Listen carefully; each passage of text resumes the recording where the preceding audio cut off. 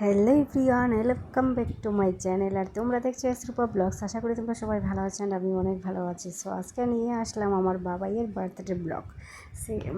আমি এটা ছিল 21 জুলাইয়ের।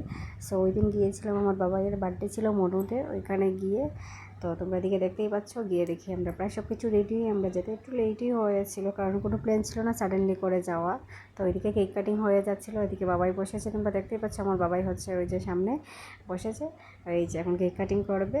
সো এখানে ছিলেন আমার মাওয়াইমা, মানে আমার বড়দির শাশুড়ি, আমার বড়দির কাকা শ্বশুর, আর ওদের ফ্যামিলি মেম্বার সবাই ছিলেন। তো সবাই মিলে এখান থেকে আমি গিয়েছিলাম, মা গিয়েছিল, আমার মা গিয়েছিলেন আর আমার হাজব্যান্ড গিয়েছিল, আমরা তিনজনেই গিয়েছিলাম।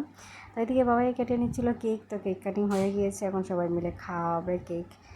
আর এই বছরে আমি বাবার জন্য এত ভালো একটা গিফট নিয়ে যেতে পারিনি, সিম্পল একটা গিফট নিয়ে গিয়েছিলাম, কারণ হচ্ছে কোনো প্ল্যান ছিল না, তো হঠাৎ করে গিয়েছি তার জন্য। আর দিকে দেখো না, বাবাই কি হাপা গোবার মতো বসে রয়েছে। ওর বার্থডে, কিন্তু ও বার্থডে কেক খেতে চায় না, কখনোই খায় না। এটার মধ্যে তো এগলেস থাকে, তার জন্য এগ থাকে, বেশিরভাগই থাকে। এগলেস হলে একটু খায়, না হলে খেতে চায় না। ওর ঠাম্মাকে খাইয়ে দিচ্ছে, সবাইকেই খাইয়ে দিয়েছে। তো এদিকে সবাই ছিলেন, আর ওর মাকে রাখছিল, দেখতে পাচ্ছ ওর মা কেন সামনে আসছে না। ওই যেদিকে আমার হাজব্যান্ড ছিলেন, ওই যে আমার বর্দির ননাস ছিলেন, আমার বর্দাবাই ছিলেন, মানে ফ্যামিলি মেম্বার সবাই ছিলেন, বর্দির যা ছিল সবাই মিলে। তো ফটো ওটা হচ্ছিল, এদিকে ভিডিও করা হচ্ছিল। তো আমি মিডিল দিকে গিয়ে আমি একটা ব্লগের জন্য স্কিপ নিয়ে নিলাম, সবাইকে একসাথে পেয়েছি তার জন্য। আর এদিকে শুনু ছিল, আমার মা ছিলেন, আর এদিকে আরেকজন মাসিমণি ছিলেন বসাত। তো এদিকে কেক কাটিং প্রায় শেষ। এখন এখানে আমি ভাবলাম যে তাহলে সবাই ক্লিপ নিয়েছে, আমি কেন বাদ যাবো, তার জন্য আমিও আমার একটা ক্লিপ নিয়ে নিলাম।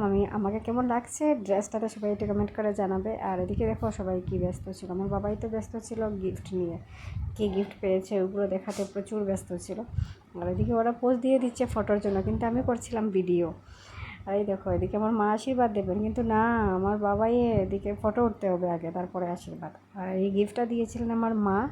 তো এটাকে সবাই একটু ভালোভাবে দেখছিলেন। বাবাইয়ের অনেক ভালো লেগেছিলো গিফটটা। ওর ছোটোবেলার সবগুলো ফটো ছিল, 16 ফটো ছিল এটার মধ্যে।